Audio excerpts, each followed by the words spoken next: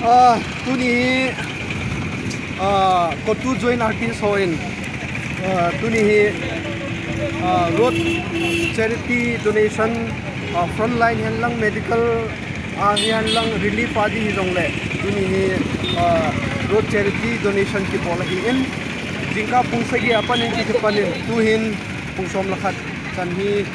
mod bung bazala hin na ki bolin nu te ho hian lang ko hi le ki thopina idin donation box ki simin suji to ji hon kampin nam ngailutna zari nei ki thopi win tu chana hi ki bola hin ko hi le CJ ki thopi nom na ai lo le CJ ka ti pon inam sungwa ki thopi nom na nei nom lo se in izo kham ba ipan na thei peno ham tia to kan bolo hi in e chun tu changge ai support ho ai lo le sumle pa hin to ho ngailut jala nam ngailut jala sumle pa hin to do se chunga ki pa tu ka sai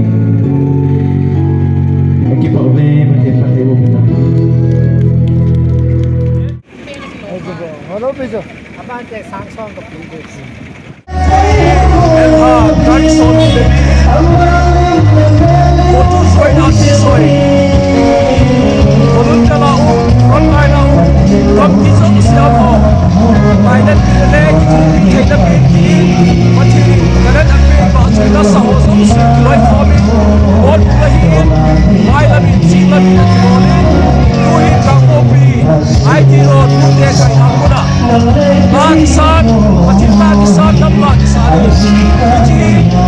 picture ki mohab naile Ngailutna frontline am hosose asuna sana yuke dakza thua hin khomang hosose bonat na kanai bin nammi piading apanga hi serin ke hojong ka bo thei pino nammi piading in abo ka ngai jang tu dau ki thei di ham ti in turin road charity donation team in voin nei to hom tabangin mi pi ading in kabor form bin join artist mi som thumbal zen in panalain hiti chun tunin ni khohin pathin ba choila do namla akisain mi pi hozo si jong kangpo pi district sunga hozo si jong panalawin ki tho khom na ka nei khom bi nei hiti nei to khom kap zo si in pi thile song le mai sai song le pathin pa sa le ko khan ti le frontline am hozo si ding le relief kema medical ki tho pi thei zo si ka hin ki tho pi di wa hi hiji sin malama hi nam pi ki to son tal tin ki pum kha o te wai ki nei lo wai le wai ki te ti hi COTU join artist convener hina kain sehin mathinin inami video pathei bu tu ta hen ka pai adhona haso completing go ajisani ayaki ho you know me how me on the organized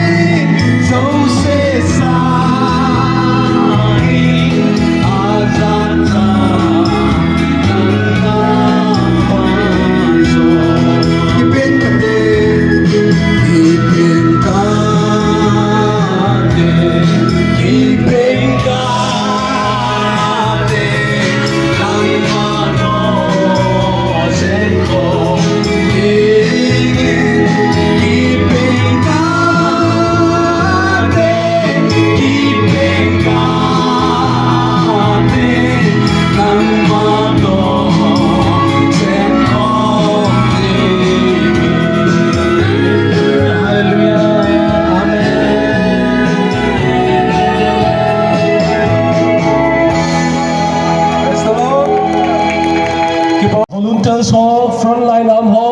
chule medical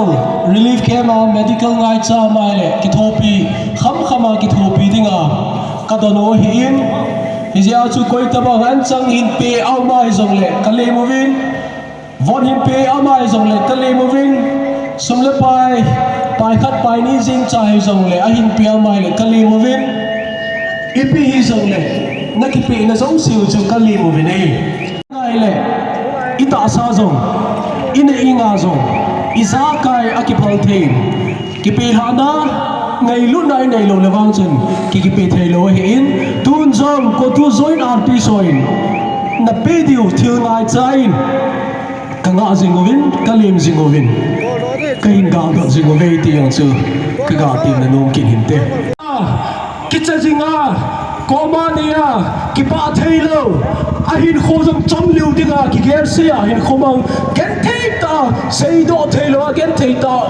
mi jong mi nei hi chaw zo se ki pa pi sa ding le thil zo na zo ding sumhor na holding le khasimi na simdik service ball na bowling hi iki tho khom na hi la salo zo hi thei lo lam lo zo hi thei lo chi na thim na hol lo zo hi thei lo hi tu na chi na thim na hol zo yum vai la hulung te le ali na lo vanoi le sin mi te het thei a hum pam ding hi so do di hi hi se aju koi hi zong le tu na panila ma iki tho khom na